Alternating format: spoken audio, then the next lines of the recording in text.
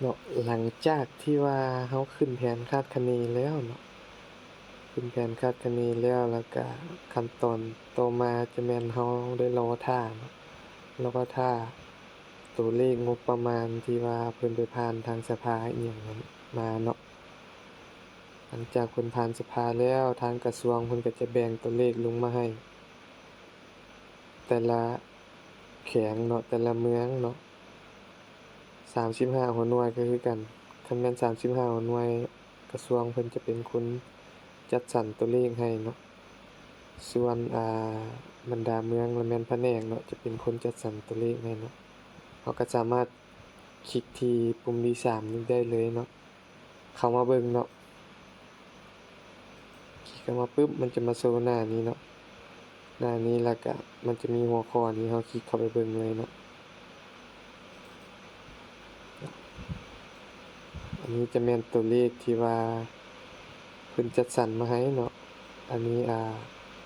เพิ่นตีมาแล้วมันก็จะมาโชว์อยู่นี่เนาะถ้าว่าเพิ่นยังบ่ได้จัดสรรมาให้เราคลิกเข้ามาเบิ่งมันก็จะเป็นช่องว่างเปล่าเนาะบ่เห็นเนาะอันนี้แม่นตัวเลขเราสมมุติมาให้ซื่อๆเนาะสังเกตเห็นว่าเห็นบ่งบประมาณปี2017นี่แต่ละห่วงสารบานงบประมาณนี่เป็นเท่าใดเนาะ61เท่าใดเนาะ62เท่าใด63เท่าใดเนาะ71เท่าใดเนาะเพิ่นก็จะมาจัดให้อีกแต่ละงวดเนาะงวด1ใช้เท่าใดเนาะงวด2ใช้เท่าใดงวด3งวด4เนาะแต่ถ้าว่าเราคลิกเข้ามาแล้วเราบ่เห็นอยู่ในนี้เนาะเราบ่เห็นอยู่ในนี้แต่ว่าเรามีเอกสารที่ว่าเพิ่นแบ่งตัวเลขมาให้แล้วเราก็สามารถเอาตัวเลขที่ว่าตามเอกสารที่ว่าเพิ่นออกมาให้หันมาตีใส่นี้ได้เลยเนาะบางเทื่อทางแผนกเพิ่นก็บ่ทันได้มาตีเข้าให้เราอะนะเราก็สามารถเอาตัวเลขที่ว่าเพิ่นแบ่งปันนั้นมาตีให้เลยเนาะมาตีใส่เลยตัวเลขแผนปีนี่เนาะแล้วก็มาแบ่งตามแผนงวดเนาะหลังจากนั้นเราก็บันทึกเนาะหลังจากที่ว่าเราบันทึกแล้วเราก็ไปสร้างแผนรายจ่ายเลยเนาะเราก็คลิกกลับคืนแล้วเรามาเข้าตัวนี้ตัวที่4นี้บัดนี้เนาะสร้างแผนรายจ่ายงบประมาณเนาะบ่คลิกเข้ามาถ้าว่าเรายังบ่ได้สร้างเอกสารอิหยังมันจะบ่เห็นหยังโชว์ขึ้นมาเนาะเราคลิกค้นหาก็บ่เห็นเนาะเราคลิกเบิ่งปีก่อนด้วยปีก่อนมีอยู่เนาะเห็นบ่ปี2026ปี2025เห็นบ่มีเนาะแต่2027มันยังบ่มีเนาะแล้วขั้นตอนการที่จะสร้างใหม่เราจะเฮ็ดแนวใดเนาะมาเบิ่งอยู่ข้างๆนี่เนาะมันจะมีว่ามีแผนสร้างแผนรายจ่ายประจำปีเนาะสร้างแผนรายจ่ายประจำงวด1งวด2เนาะสร้างแผนรายจ่ายประจำงวด3งวด4เนาะอันนี้ดัดแก้6เดือนต้นปีดัดแก้6เดือนท้ายปีเนาะขั้นตอนนับอิฐเราต้องได้มาสร้างแผนประจำปีนี้ก่อนเนาะคลิกมันจะถามว่าท่านต้องการสร้างแผนรายจ่ายงบประมาณบ่เนาะให้เราคลิกแย้มเนาะสำเร็จเนาะมันก็จะโชว์หัวข้อขึ้นมาแล้วมันก็จะเขียนว่าแผนรายจ่ายประจำปีเนาะขั้นตอนนับอิฐให้เราเข้าไปป้อนแผนรายจ่ายประจำปีก่อนเนาะคลิกเข้ามาเนาะ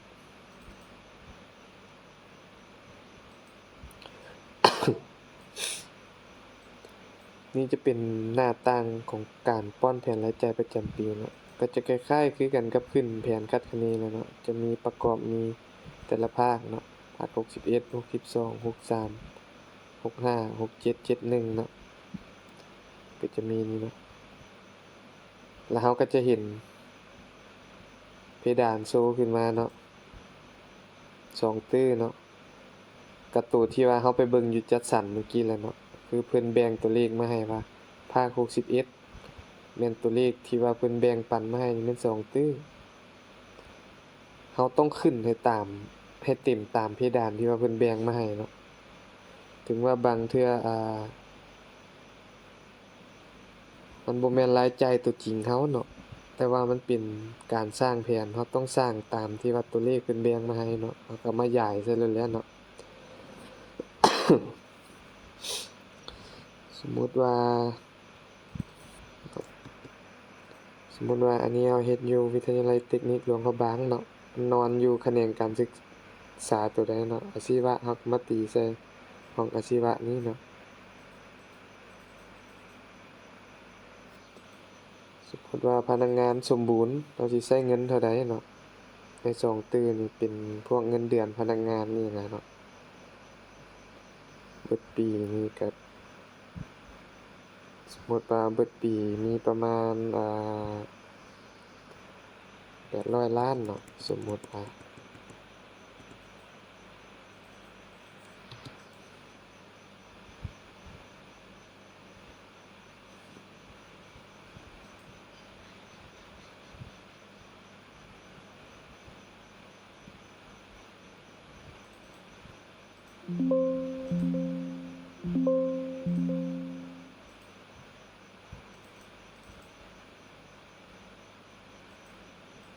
เนาะ800ล้านเนาะพนักงานเข้าการใหม่เดะ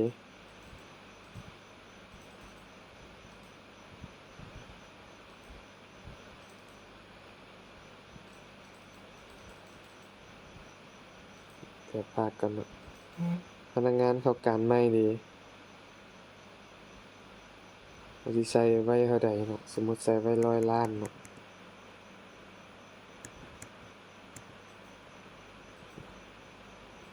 คู่นี้จะพัดมีบ่มีเราก็ใส่เนาะสมมุติ50ล้าน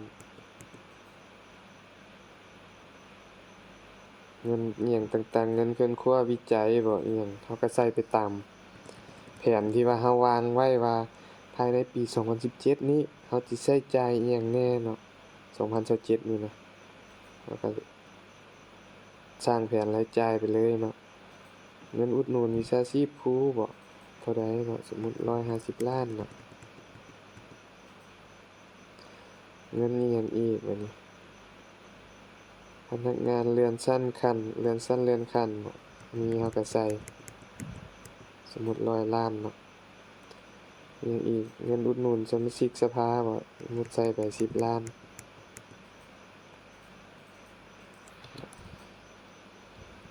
ค่าของวิชาการครูบ่เราก็ใส่ไป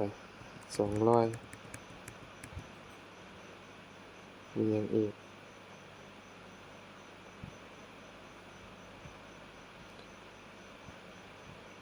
เงินตำแหน่งจั่งซี้500ล้านเนาะมันก็จะบวกขึ้นมาเห็นบ่ตื้อ960ล้านแล้วเพดานเพิ่นให้2เท่าใดนี่2ตื้อแม่นบ่ คัน2ตื้อแล้วเราก็ต้องเติมซะอีกให้มันเต็มว่า40ล้านก็ใส่ไปใส่อีกค่าครองชีพรัฐกรบ่40ล้านเต็มจากแล้วเราก็บันทึก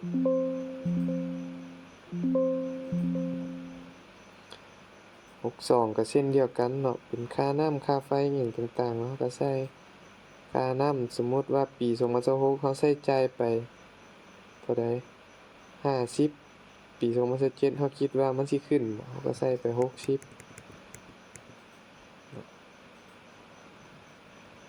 ก็ตีไปน้ำประปาคือกัน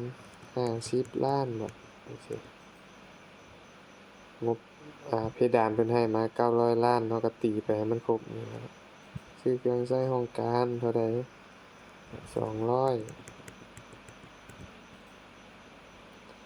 น้ำมันเชื้อไฟ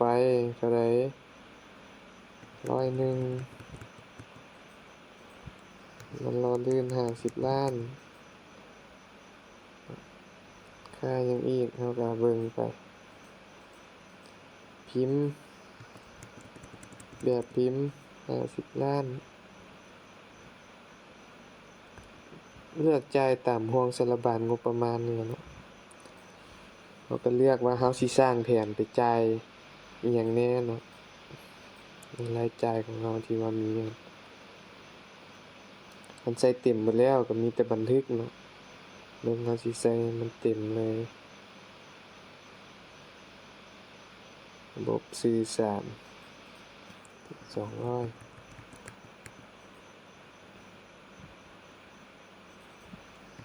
ทดลองใส่ไปซื่อเนาะมันกลาย10ล้านเนาะก็ต้องมาเอาออกตัวนี้ซะพอดี900ล้านแล้วเราก็บันทึก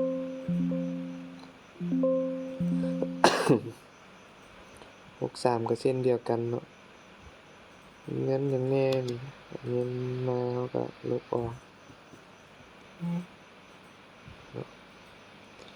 ส่วนเงินลูกพนักงานหมดเท่าใดเราสิใส่เท่าใด400ก็ใส่ไปเนาะ100นึงเมียเด้เท่าใด100ล้านคือกันเงินอุดหนุนอื่นเงินอุดหนุนเสียชีวิตก็คิดว่าสิจ่ายเท่าใด100ล้านตามเพดานที่ว่าเพิ่นให้มาแล้วเนาะเงินออกบำนาญเดียวได้200ล้านก็พอดีจุบแล้วก็แล้วเราก็บันทึก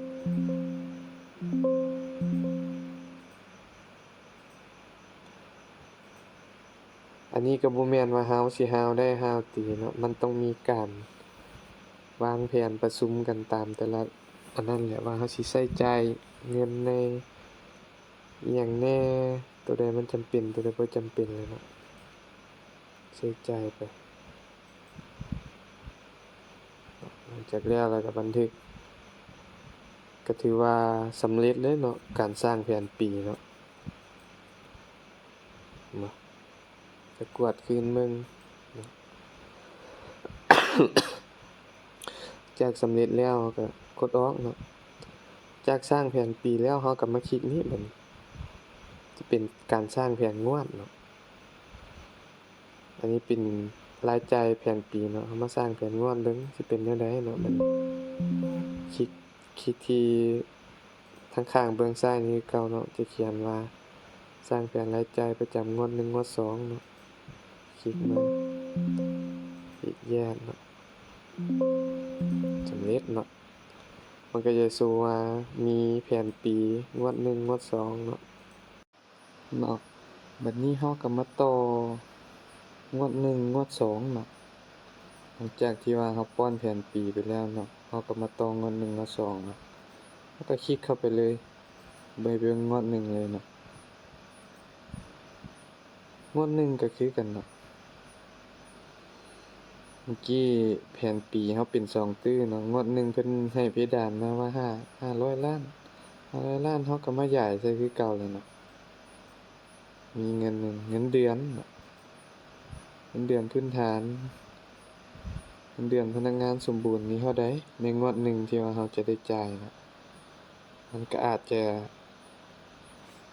หมดไป300ล้านสิเนาะ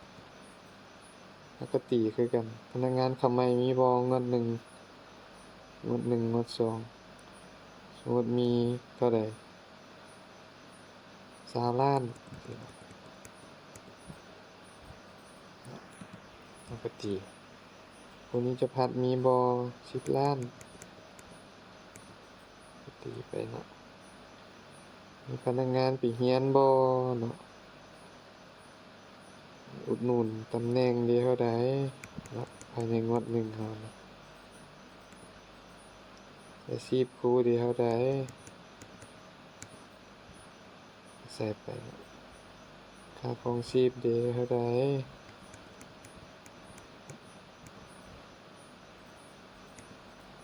เบิดได้เนาะถือว่าเต็มแล้วเนาะ500ล้านแล้วเราก็มีแต่บันทึกสำเร็จ62ก็คือกันน้ำมันติดพันบุคคลเท่าใดเนาะ10ล้านมีบ่ในงวด1ค่าไฟเท่าใด10ล้านน้ำนี่2ล้านมันหล่อลื่นน้ำมันอันนี้มีบ่มันเชื้อไฟมีบ่มีล้านหนึ่ง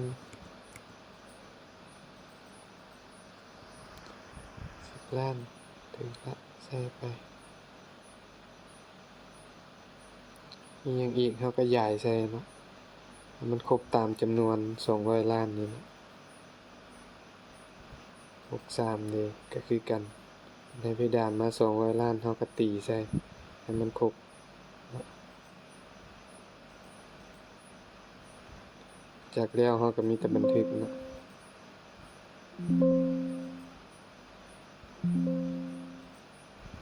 อ้าวงวด2นี่ก็เข้าไปเบิ่งงวด2ก็เช่นเดียวกันเนาะเพดานมา500ล้านคือกันตัวเลขเพิ่นแบ่งปันมาเฮาก็ตีใส่ภายในงวด2เงินเดือนพนักงานเฮามีเท่าใด300ล้านคือกันเนาะเฮาก็ตีไปเอาใหม่นี่มีบ่งวด2บ่มีเฮาก็บ่ใส่ตามแผนเฮาเลยเนาะบ่แม่นว่าบ่มีบ่ใส่ก็ตามแผนเนาะเงินตำแหน่งมีบ่มีก็ใส่วิชาชีพครูต้องได้ใส่แล้วเฮาก็มีแต่บันทึก62นี่62ก็คือกัน63ก็คือกันก็ถือว่าสำเร็จเนาะป้อนแผนปีป้อนแผนงวด1งวด2เนาะถือว่าแล้วไปช่วงหนึ่งจนไปฮอด6เดือนท้ายปีเฮาค่อยได้มาเฮ็ดแผนงวด3งวด4เนาะ